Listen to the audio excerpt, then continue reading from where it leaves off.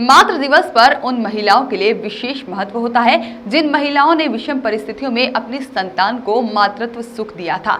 भले ही अब उनकी अबोध संतान इस वक्त अपनी मां का धन्यवाद ज्ञापित करने के लिए फिलहाल समझदार नहीं है, लेकिन मन ही मन मां और उसकी संतान मातृ दिवस की महत्ता समझते हैं। ग्वालियर में रहने वाले अंकुर जैन और उनकी पत्नी शिखा जैन भी इस कोरोना संक्रमण काल में विषम परिस्थितियों से गुजरे हैं। पिछले साल अक्टूबर में जब कोरोना संक्रमण अपने पीक पर था, तब डिलीवरी के ठीक 2 माह पहले शिखा को डॉक्टर द्वारा प्रिस्क्राइब जांच में कोविड-19 निकला था और इससे पूरा जैन परिवार सहम गया था।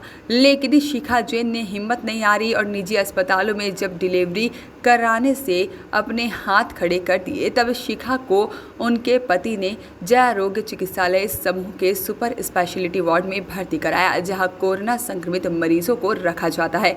इस दौरान सुपर स्पेशलिटी के महिला वार्ड में शिखा जैन को 8 अक्टूबर को पुत्र रतन की प्राप्ति हुई। चूंकि माता की रिपोर्ट पॉजिटिव ही थी, इसलिए नवजात का कोरोना टेस्ट कराया गया और सौभाग्य से वह नेगेटिव निकला। इसके बाद चिकित्सकों की सलाह पर इस नवजात को उसके पिता को सौंप कर घर जाने को कह दिया गया, जहां नवजात की दादी ने 8 दिनों तक इस नवजात को पाउडर के दूध के सहारे उसके आहार का इंतजाम किया। 8 दिन बाद एक बार फिर शिखा की RT-PCR टेस्ट हुआ, जिसमें वह नेगेटिव आई और नेगेटिव रिपोर्ट आने के बाद शिखा अपने बच्चे से मिल सकी और उन्होंने बच्चे के लिए अमृत समान मां के दूध का आहार उसे उपलब्ध कराया। शिखा कहती है कि वह उन 8 दिनों को कभी नहीं भूल सकती।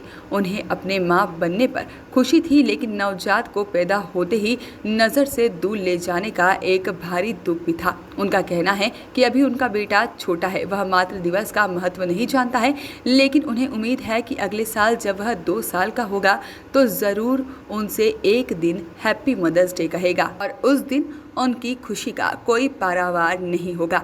अब यह बालक 7 महीने का होने को है और पूरे घर की आँख का तारा बना हुआ है। शिखा जी, डिलीवरी के दौरान आपको कोविड के बारे में कैसे पता पड़ा?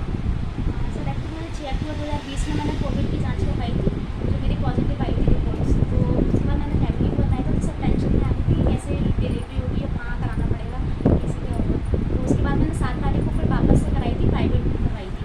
तो उसकी मेरी रिपोर्ट नहीं आ पाई थी, उससे पहले मुझे लेगा तो स्टार्ट हो गया था 8 अक्टूबर को। तो 8 अक्टूबर 2020 को मुझे ऑपरेशन से बेबी हुआ है, जो जहाँ सुपर स्पेशलिटी में मुझे एडमिट कराया गया था, वहाँ मेरा बेबी हुआ था 8 तारीख को।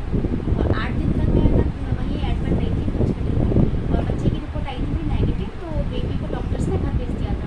तो वो हस्बैंड और मदर मेरी लेके आई थी उसको, तो वहाँ मेरी मदर ने, सासू माँ ने और हस्बैंड ने उसकी देख रेख की थी, बहुत अच्छे से केयर की 8 दिन तक। और 8 दिन मैं अपने बेबी से दूर रही थी।